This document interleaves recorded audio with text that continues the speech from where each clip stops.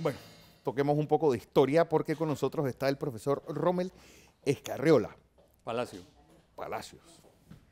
¿Cuántos expresidentes nuestros han pasado por prisión? Pues no sabía que la lista era tan larga como que fueron 7. 5. Bueno, vamos a empezar. Vamos a empezar. El primero que tenemos en la lista es Belisario Porras. Belisario Porras, a pesar de que no había ocupado la presidencia, estaba en campaña civil en la Guerra Civil de los 1000 días y hace una conspiración contra el general Benjamín Herrera y termina preso en Santiago de Veragua. Incluso se le monta un consejo de guerra para ser fusilado y él se escapa hacia San Francisco de la Montaña. Hasta San Francisco de la Montaña y casualmente él tiene que salir de Panamá. Es el primer expresidente que es conducido a la cárcel después de prácticamente un consejo de guerra. Bueno, y posteriormente, en el año de 1905, se le quitan los derechos ciudadanos porque él se había opuesto a la independencia. Incluso en los diarios de El Salvador, él había escrito comentarios con respecto a la independencia que él no estaba de acuerdo, porque si se llevaba a cabo la independencia de Panamá, de Colombia, los Estados Unidos iban a tomarse a Panamá. Un presagio. ¿Sí? Y efectivamente así fue. Si seguimos con la lista, encontramos... Nuestro segundo presidente. Sí. Y si seguimos con la lista, encontramos a José Domingo de Valdía, que en el año 1903 fue gobernador y estaba muy vinculado al Partido Conservador. Obviamente era miembro del Partido Conservador. Y él, el 3 de noviembre de 1903, tomó un carruaje para abortar la Revolución del 3 y fue tomado preso por el propio ejército conservador dirigido por el general Esteban Huerta y conducido a la casa de Manuel Amador Guerrero, y se le dio la casa por cárcel en el 3. Pero después, en el año de 1910, ocupa la presidencia con una unidad entre los liberales y conservadores. Y uno de los grandes talentos de ese hecho, de haber concretado esa alianza, fue Eusebio Morales. Si seguimos en la historia, tenemos entonces el gobierno... A Juan Demóstenes Arosemena. Juan Demóstenes Arosemena. Pero antes de Juan Demóstenes Arosemena, tenemos el movimiento de acción comunal del año de 1931 que derroca al ingeniero Florencio Armodio Arosemena. Y ese derrocamiento del ingeniero Florencio Armodio Arosemena, yo lo veo como un producto de la crisis de los partidos liberales de ese entonces, que se habían desgajado del tronco común del partido de Porras y después se habían convertido en charristas y porristas, y posteriormente culmina con la presidencia de Florencio Armodio Arosemena, que se le da el golpe de Estado por acción comunal, un grupo joven de clase media, porque aquí hay que identificar incluso los movimientos sociales. Si no los identificamos a qué clase social pertenece, no estamos haciendo historia. Entonces, frente al gobierno de Florencio Armodio Arosemena surge un grupo de acción comunal de capas medias intelectuales que llega a derrocar. Pero sucede ahí, hay un impasse. Lo que me llama la atención de ese momento es que los Estados Unidos no intervienen. Pero al final de cuentas sí nos damos cuenta que intervienen a través de la figura de Ricardo J. Alfaro, que lo colocan como presidente transitorio o como figura transitoria, y después realizan las elecciones con Armodio Arias, pues, que gana en todo sentido. El siguiente personaje... Juan Demóstenes Arosemena queda preso por ser parte del gabinete de Florencio Armodio Arosemena. Sí, Juan Demóstenes Arosemena, que asume el poder en el 36, es una figura vinculada a los liberales, pero a la figura de los liberales antiguos, no a la corriente porrista, exactamente, a la corriente chiarista. Y él forma parte del gobierno de Florencio Armodio Arosemena, del ingeniero, y cuando se da el golpe de acción comunal, él es tomado preso. Pero cosa que interesante, es tomado preso también como le sucedió a José Domingo de Valdía, que era gobernador, fue preso y después fue presidente. Y ahora tenemos a la figura de Juan Demóstenes Arosemena, que en tal caso fue tomado preso en el 31, pero después fue candidato a la presidencia en el 36, gana las elecciones, no termina su periodo porque fallece. Llegamos a los turbulentos años 50, Claro. donde dos presidentes inmediatamente salen de la presidencia hacia la cárcel. Sí, pero hay que recordar hay que ver un poco más atrás, la figura primero de Arnulfo Arias. Sí. Arnulfo Arias surge del movimiento de acción comunal y él establece una doctrina que él la denomina el panameñismo. Habla en español y cuenta en Balboa y lea acción comunal. Y él lleva a cabo, pues, el asalto, incluso a la presidencia en contra del gobierno de Florencio Armodio de Arosemena y se va a unas elecciones. Me llama la atención algo de Arnulfo Arias. Arnulfo Arias no había estado en el país porque era embajador en Inglaterra, Francia, Alemania, Dinamarca y Suecia. Así que Arnulfo Arias estuvo ausente prácticamente en los últimos años del gobierno de Juan Demóstenes Arosemena, pero después se lanza como candidato. Obviamente era la figura representativa de la continuación del gobierno de Arias, de su propio hermano, y la continuación del gobierno de Juan Demóstenes Arosemena. Y Arnulfo llega al poder, pero en esas elecciones, quiero hacer la aclaración, que el candidato de oposición en ese entonces era Ricardo J. Alfaro, quien había asumido la presidencia provisionalmente en el 31. Y cosa curiosa, cuando uno ve la historia, a mí me daba la impresión de que la figura de Ricardo J. Alfaro iba a ser la figura potable para las elecciones del 40, pero por su relación incluso con los Estados Unidos. Claro. Pero en este recorrido de la historia yo he llegado a la conclusión, los Estados Unidos no tienen amigos. Los Estados Unidos tiene personas que ellos consideran que les sirven, pero en primer momento que no les sirven simplemente la desechan. Entonces, No. Sigamos con esto, porque estamos llegando ya a la parte...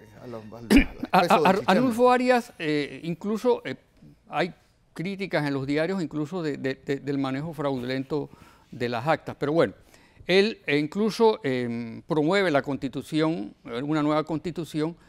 Qué cosa curiosa, se plantean las razas de inmigración prohibida, los chinos, los indios, los hindúes, y al final de cuentas todos estos grupos sociales terminan votando por él, y cosa que en Panamá no es indescifrable las decisiones que las personas pueden tomar posteriormente, claro, a la hora de que van a las urnas. Y creo que nos podemos llevar una sorpresa próximamente. Llegamos a los años 50. Arnulfo sale después de un golpe, sí, tal vez el único que fue realmente una batalla campal dentro del Palacio Presidencial. 11 muertos. No, eso fue en el 41, después de haber sido aprobada la Constitución. Él le dan el golpe de Estado porque imprudentemente se va para Cuba sin pedir permiso a la Asamblea de Diputados y sin pedir permiso al gabinete. Y encuentran que, cuando preguntan dónde está Arnulfo Arias está en Cuba. Y hay varias teorías sobre el por qué Arnulfo está en Cuba, pero no voy a entrar en eso. El hecho es de que su vicepresidente es el que prácticamente le da todas las condiciones para que Arnulfo Arias quede fuera del poder, y prácticamente Arnulfo Arias queda fuera de las actividades políticas en Panamá. Llegamos entonces a la década del 50, después de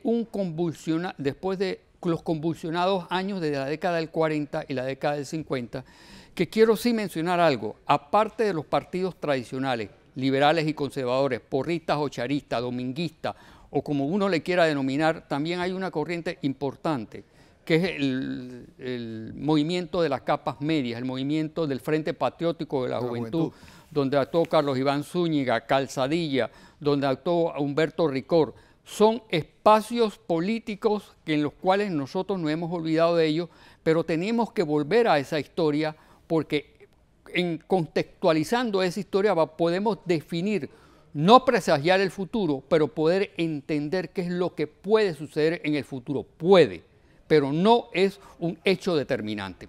Entonces vamos en la década del 50 con esas elecciones y la primera vez que entra en juego la Guardia Nacional como fiel de la balanza cuando muere Domingo Díaz. Chiari no acepta la presidencia, viene Daniel Chanis, se suceden un montón de presidentes hasta que dan con Arnulfo y lo colocan en la presidencia. Sí, centremos un poco en los años de la década del 40, finales del 40, 1948, donde Arnulfo Arias va a las elecciones y Domingo Díaz Arosemena triunfa en las elecciones y hay un dudoso resultado de las elecciones.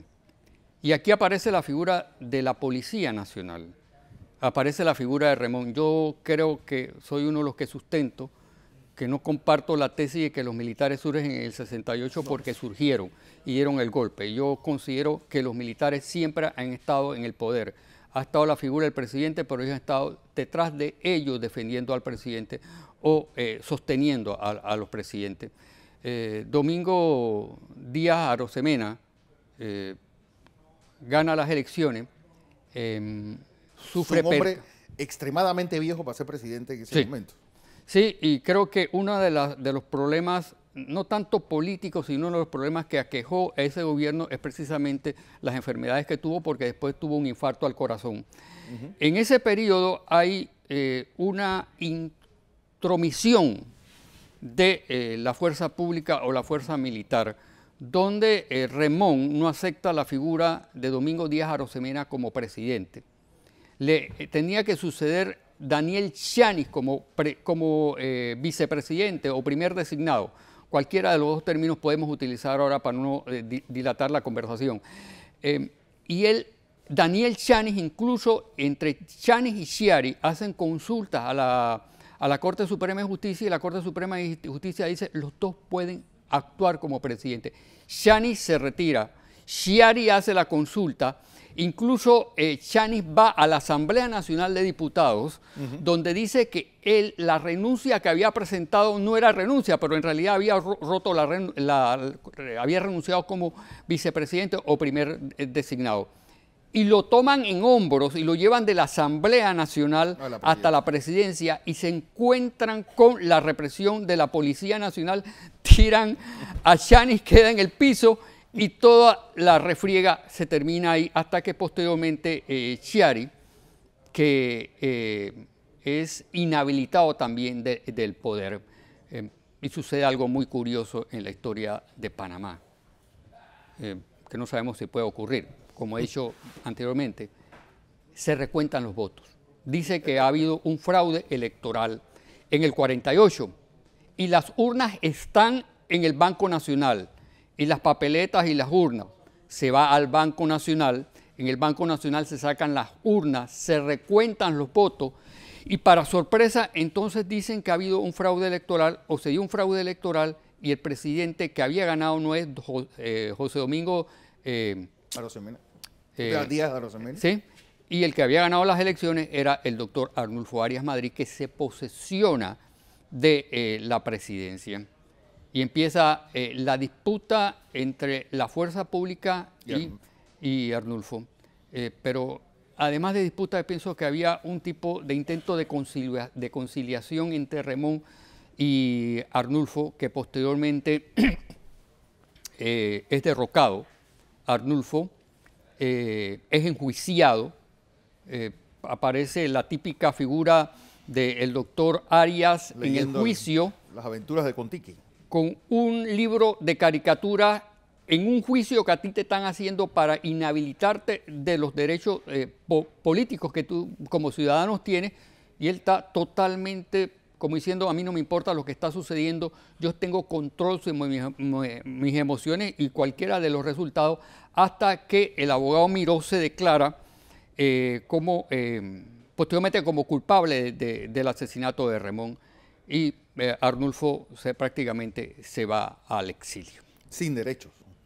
Sí, sin derechos, se le inhabilita de todos los derechos políticos. Otro presidente que sale también del Palacio de las Garzas hacia la cárcel Modelo fue Juan Antonio Guisado, a quien culpan del asesinato de José Antonio Remón Cantera, por cierto.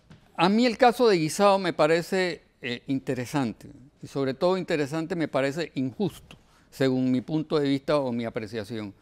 Yo sinceramente no considero que Guisado haya participado en el magnicidio de José Antonio Remón Cantera. No tenía las posibilidades, no tenía los intereses, claro, tenía los intereses de posiblemente ser presidente de la República, pero no contaba con la estructura para poder llevar a cabo un magnicidio de la forma que se llevó a cabo. Pienso yo que el caso de Remón estaba más vinculado al caso de la droga, y hay que recordar que su segunda esposa, la segunda esposa de Remón, porque él se casó primera vez en México cuando era cadete militar. No sabía. Que Sí, Cecilia Pinel él era se su casó en segunda México. esposa. Y cuando vino a él no se divorció de la esposa en México, se vino a Panamá y se casa nuevamente sin haberse divorciado. Y la primera esposa termina, bueno, vamos a agregar un poco de letra pequeña. De letra pequeña. Y la esposa de Remón termina cayendo de uno de los grandes hoteles de la Vía España hacia el Pavimento, y ahí termina la figura Bigamia. de la primera esposa De la bigamia de Remón. Ahora, la segunda esposa es algo, Cecilia Pinel. Cecilia Pinel de Remón, primera dama. Y algo muy sorprendente, la agarran con droga en Puerto Rico, en el aeropuerto, utilizando un pasaporte diplomático, y causas o motivos por los cuales quien filtró la información, es cierto, agarraron a la esposa de Remón con droga en Puerto Rico. Lo cierto, profesor, es que los años 50, yo creo que ninguna década se parece una con otra, pero hay situaciones Similitudes. muy parecidas entre los años 50 y la actual situación. Uno, un poder como el que tienen los Mota ahora, que eran los Arias Espinosa en ese momento, pues una figura de casi un chivo expiatorio de toda la clase política, que en ese momento era Arnulfo, que no tenía ni siquiera derechos políticos en Panamá, que uno puede hacer el símil con Ricardo Martinelli, y un poder de medios de comunicación aliados al gobierno, con, pues, tirándole el lodo a esta figura, que en ese momento eran los Geleta, y en este momento puede ser, pues, TVN o la prensa. Bueno, acojo algunas de sus apreciaciones, pero ¿qué tal con la figura del Toro? Que Bueno, no la hemos tocado. El último presidente bueno, hasta este caso de Martinelli, que había estado detenido. Sí, que había estado detenido, incluso se le negó la visa a los Sí, Estados Estados Unidos. Pérez Valladares, yo le digo muy sinceramente algo. Pérez Valladares dice que es torrijista. Si Pérez Valladares dice que es torrijista, yo soy Superman. Porque no hay nada en lo que yo haya visto de los planteamientos de Pérez Valladares convertirse en una figura torrijista. Y no voy a entrar a discusión ni al análisis del torrijismo, que es un movimiento político que surge en el 68 producto de un golpe de Estado. Pero Torrijos sí tenía alguna coherencia en sus planteamientos. Para mí el Toro es muy incoherente. Terminó entregando el IRA y el Intel y no nos terminó vendiendo porque quizás no tuvo tiempo para hacerlo. Y además hizo otra cosa que para mí me parece totalmente reprochable como panameño y como graduado de la Universidad de Panamá. Fue el que permitió la entrada de la policía y la violación de la autonomía universitaria que ningún militar había hecho. Y el civil lo hace. Eso para mí es algo totalmente deplorable. Si los militares lo que hicieron fue cercar la universidad. Sí, por lo ellos menos cercaban la universidad. Pero él, después de su fracaso en la reelección, él lo que termina haciendo es una venganza contra la democracia universitaria. Y yo me le enfoco porque soy muy orgulloso de haber egresado a la Universidad de Panamá. Y me siento muy identificado con la Universidad de Panamá, con sus rectores, con sus administraciones y con sus decanos. Yo creo que los panameños y la Universidad de Panamá no se mereció esa acción de El Toro Valladares. Yo digo, si él dice que él es torrijista, yo soy Superman, Batman y Robin. Profesor Escarriola, como siempre es un placer escucharle. Sí, encantado. Así es.